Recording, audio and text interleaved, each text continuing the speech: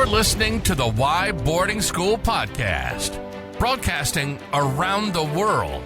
Join us as we promote independent boarding schools throughout the United States and Canada with our invited guests.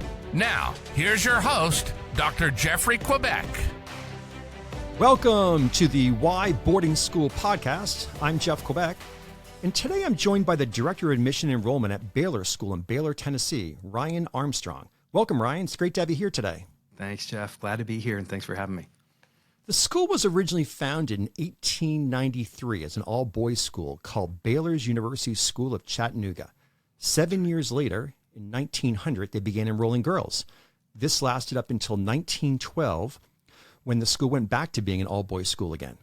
With the outbreak of World War I in Europe and the need for more soldiers, in 1917, Baylor became a military school, which was fully accredited by the United States War Department. In 1925, the school was renamed Baylor School and remained a military school up until 1971. Another big change occurred in 1985 when Baylor School became coeducational. Ryan, perhaps you can start off by giving our audience a brief overview of the number of students at Baylor School, the grades you offer, where the students come from, etc. Yeah, of course. So we have just over 1,100 students. We're a 6th grade through 12th grade coeducational independent school, and our boarding program begins in the 9th grade, so 9th through 12th grade.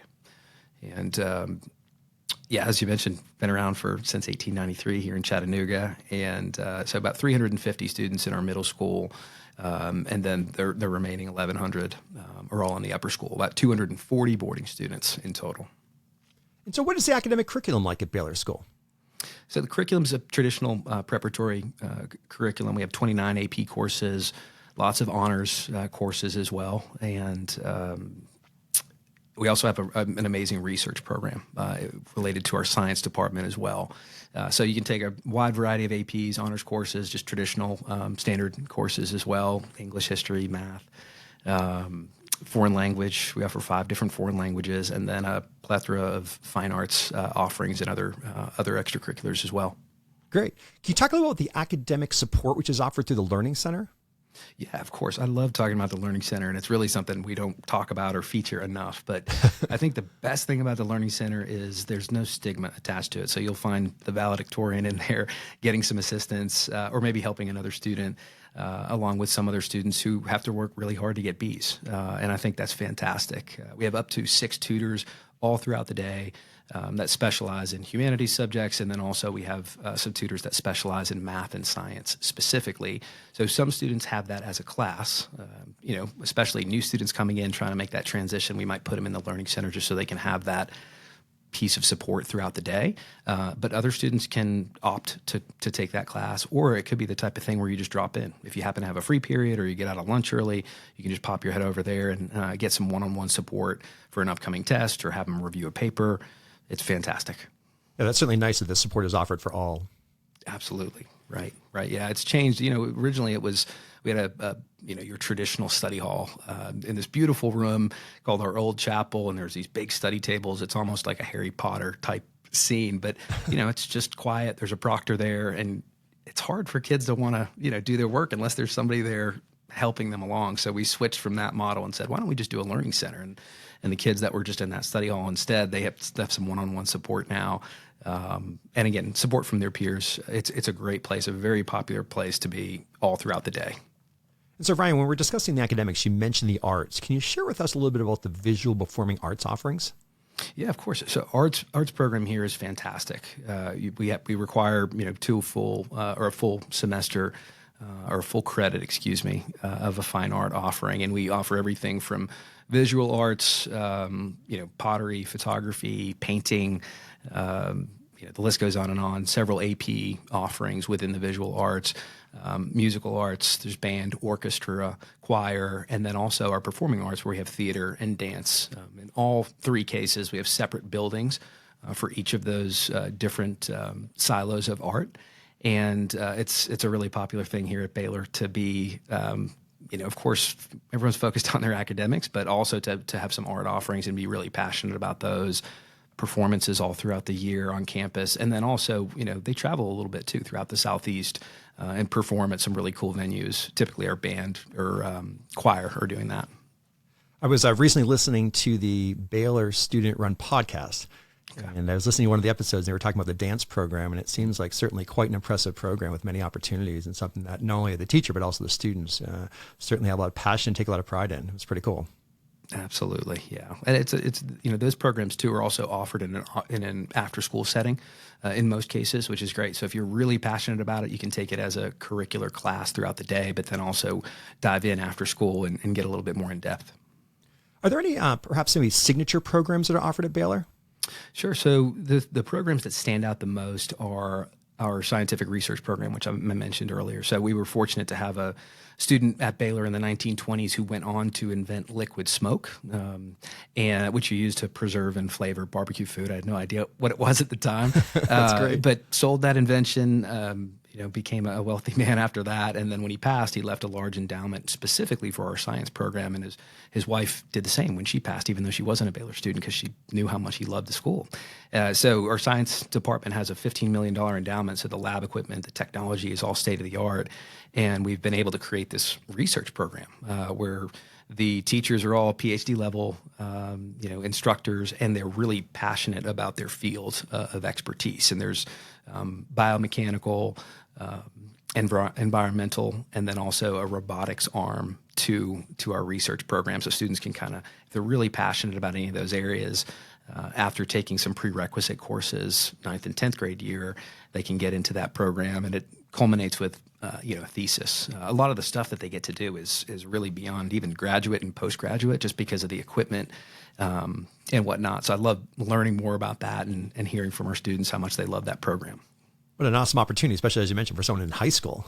Yeah, it's crazy. It's a lot different what I was doing with my high school, spaghetti towers and egg drops. They're doing some fancy stuff down there. So it's been fun to see that. Very nice. And so, Ryan, how about athletics? Is every student required to play a sport each season? And also, what are some of the athletic offerings that Baylor has? So not everyone's required to play a sport. Everyone is required to do something after school. So some type of extracurricular. New students coming in have to do that each season. So the fall, winter, and spring. But it could be community service. It could be an art offering. It could be our walkabout program, which is outdoor education. Being in Chattanooga, it is absolutely beautiful down here. We have the Tennessee River right alongside campus. We're surrounded by some impressive scenery, landscape, mountains. So that's a great opportunity to go outdoors. But it is very common for students to pursue some type of athletic pursuit at Baylor. We have 17 varsity sports, and I get this question a lot. Oh, what are the sports that stand out? And I don't mean to sound boastful, but it's every single sport is competitive at a minimum at the state level. Many are competitive at a regional level, and then there are a good handful of programs that stand out on the national stage as well. So it's fun because we have a broad range of athletes here at Baylor, and I think it's amazing for us to be able to support the role player on the team who just wants to do what they can to help the team, and then the superstars that are going to be playing on the weekends when they graduate from Baylor. So that's a lot of fun to see. Yeah, very nice. So we're going to do, Ryan, we're going to take a quick break. When we come back, we're going to continue our conversation talking about the Baylor School in Baylor, Tennessee. Great, thanks. Do you have any questions or guests that you'd like to see on an upcoming Why Boarding School podcast? You can contact us directly through our website at whyboardingschool.com. Now, back to our show. Welcome back to the Why Boarding School podcast. I'm Jeff Quebec, and I'm joined by the Director of Admission and Enrollment at Baylor School in Baylor, Tennessee, Ryan Armstrong. And Ryan, as we continue our conversation, can you share with our audience what is a typical school day like at Baylor? Yeah, of course. So our classes begin at 8:40 and they run until 3:30 in the afternoon.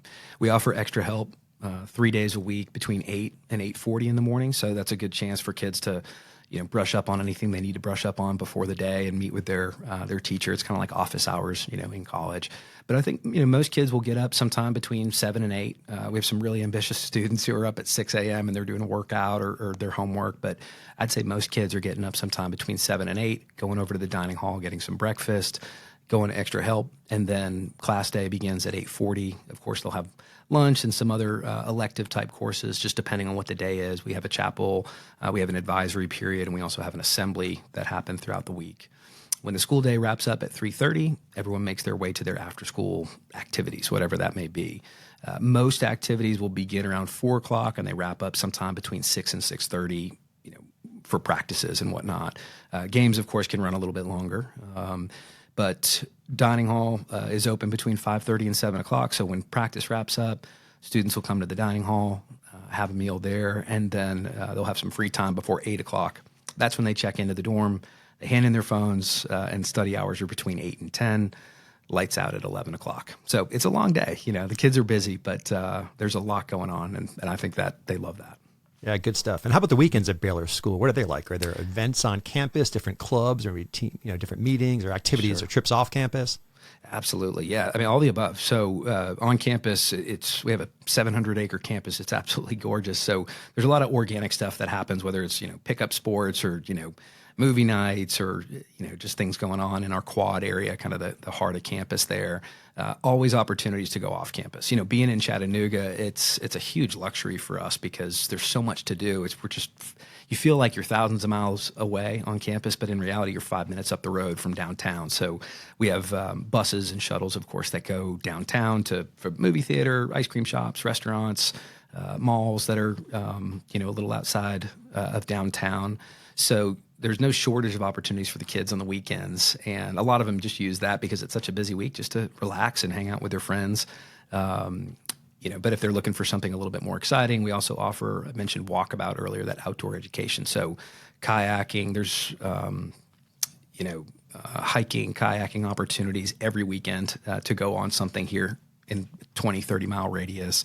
We'll do fun things like trips to professional or college sporting events. We're just a couple hours away from Atlanta and Nashville, an hour and a half from Knoxville. So a lot of surrounding cities nearby that we try to leverage and provide some fun opportunities for the kids. There's plenty of options. And with 240 boarding students going around, there's always something fun happening. Definitely keeping them busy. Lots to do. Absolutely, yeah. And how about the meals on campus? Are they served sit down, they buffet, or are they required? How does that work?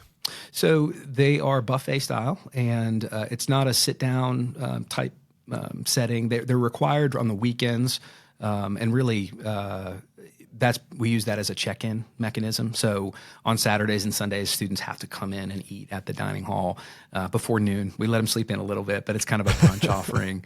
And then during the school day, of course, everybody's going to go there for lunch. Mostly, I would say probably 75 to 95% of our boarding population will eat breakfast and dinner in the dining hall as well. But some kids just like to roll out of bed and head to class. And then some kids will just be tied up with something after school, or maybe they, have a game and then they can just order some food in, or they'll cook some food in their dorm. But by and large, dining hall is going to be pretty busy in the mornings and in the evenings as well. So what's the dorm life like at Baylor School? It's a lot of fun. We have 7 different dorms on campus. Again, we're a co-ed school, so we have 3 boys' dorms and 4 girls' dorms. But we're pretty much even split, 117 boys and 120 girls, looking to expand that to 300 here in the next couple years, so that'll be exciting. But every dorm has its own personality. Some of the bigger dorms are usually like 40 to 44 students, and then the smaller dorms are generally going to be 20 to 28 or so. But they're all really close-knit. They're all their own family. They do plenty of stuff together, whether that's community service or just fun activities on the weekend. And I think that's the one theme that we hear all the time is the brotherhood or the sisterhood that happens on campus in the boarding program as a whole, but also specifically in the dorm. I mean, you live with these folks, so they become your family in a way. And I love seeing that. I mean, that's what it's about, right? Finding a community that you feel supported and cared for. And we're really intentional about doing that in our dorms, in addition to just, across the board at the school. Is there an advisor system at Baylor School? There is, yes. So I lived on campus for 10 years. This is my 13th year at Baylor.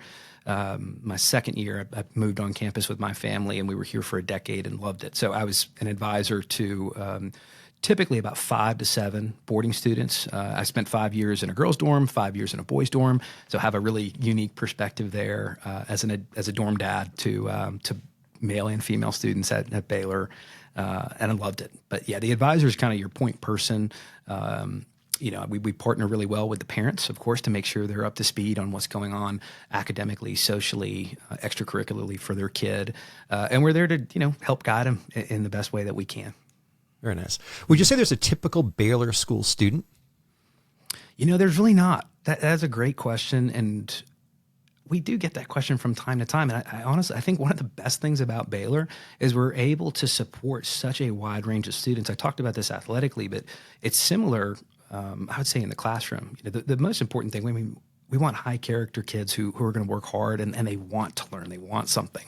But we have, incredibly high powered academic students who are passionate about something after school, whether that's a sport or some type of enrichment activity. And then we have other students who have to work really hard, but they're great kids and they add so much value in different parts of the school.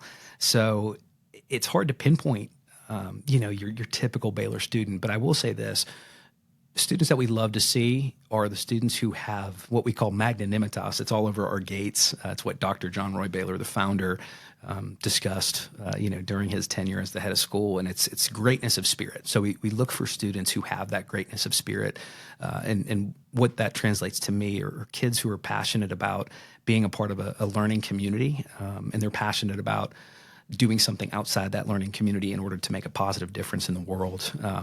Not just, in the future, but, while they're here. We got some great programs that allow students to really have some impressive outreach just locally in Chattanooga, regionally, and then, trips all over the world where we're trying to, support other areas and other programs through community service or, some other offerings that we have as well. And I would assume that also translates into a high level of not community service, but a high level of school spirit. Oh my gosh. Yes. School spirit is through the roof. If you're curious, just look at our TikTok page and see what's going on. Okay. We just we went, viral last week for something that happened in our wrestling program that frankly, it really embodies what we believe and what we're about. Had a big wrestling match against our rival, and we needed one of our female wrestlers to fill in because we didn't have the right person at that weight class, and she did incredibly well. Lost the match, but did not get pinned, so it gained us the points to just barely squeak by and have a big win. And of course, it was just it was a crazy environment. Fans were going nuts, and press was all over her. And at the end of it, she said, "Look, we say this all the time. It's not about me. It's about the B," meaning, of course, Baylor. And it was so cool to be a part of that. But the school spirit is something you're going to find everywhere. And that's what's so great is, we have 240 boarding students for all intents and purposes and a large day program.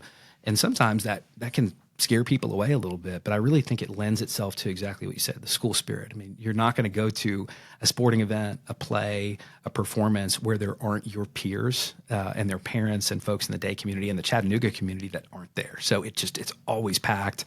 It's almost like a mini SEC experience for sports, right? Like you just have all these crazy fans, and that's one of the coolest things about this place. And it really impressed me when I first started here, just how much our current students, our faculty, our parents, our alums care about the school and are present for all these events. I love seeing it. Lots of fun. Mm-hmm. So are there any cool traditions at Baylor that may be unique from other schools, or perhaps, Ryan, there's that one tradition that you hope always remains part of the school? The one tradition that always stands out is just during Spirit Week. Again, big rivalry week. Most schools will have something like this. And we do a skit night where all the different dorms, all 7 dorms, will create their own skit with all the members within that dorm. So that's usually done outside in our quad. Depending on weather, we'll move it into our big field house if it's rainy or something. But it's cool to see students in kind of a different setting where they're acting, they're performing, they're poking fun at the rival, and just all the community comes and watches this. So it's like this big theater performance that goes on for 2 to 3 hours earlier in the week before the big football game on Friday night. And then the week culminates with this big bonfire as well. So those are, in 13 years of being here, those are always it's my favorite week. It's my favorite thing that we do, just because it's a lot of fun, first and foremost. But then also you just get to see how much these kids love the school and how much fun they have. So it's great. That's great. And so, Ryan, before we talk about admissions, is there anything about Baylor that we didn't discuss today you'd like to mention? Oh, shoot. That's a good question. I don't think so. I think we've covered a good bit so far. Yeah, great. So if someone's interested in Baylor School, how might they go about starting the admissions process? Great question. So it's as simple as just going to our website, baylorschool.org, and go into the admission tab, and you can start your application from there. It's all online. We accept the SAO too, the standard application online, so we get a lot of SAO applicants. But it's very easy just to log into the website, create your account, and then go through that application process, which would include just collecting current math and teacher recommendations, getting a school report, transcripts, some form of standardized testing, and then for domestic boarding students, we require a visit to campus because, of course, we want to make sure that they're the right fit for us, and of course, we want families to make sure that we're the right fit for them as well. So that's the process. It's pretty easy to do all online, and we're very hands-on. So you're going to get a ton of personal attention and correspondence just through our counselors. So once again, it's baylorschool.org? That's correct, baylorschool.org. Mm-hmm. Well, great. This has been awesome, Ryan. I've enjoyed our conversation, learning more about the Baylor School, and certainly sharing with our audience. Thank you very much. Absolutely. Same here, Jeff. This was a pleasure, and I appreciate your time. Ryan Armstrong, Director of Admission and Enrollment, Baylor School in Baylor, Tennessee. Thank you for listening to the Why Boarding School podcast. We look forward to you joining us for our next episode. Please remember to subscribe to the Why Boarding School podcast and help us spread the word. Until next time.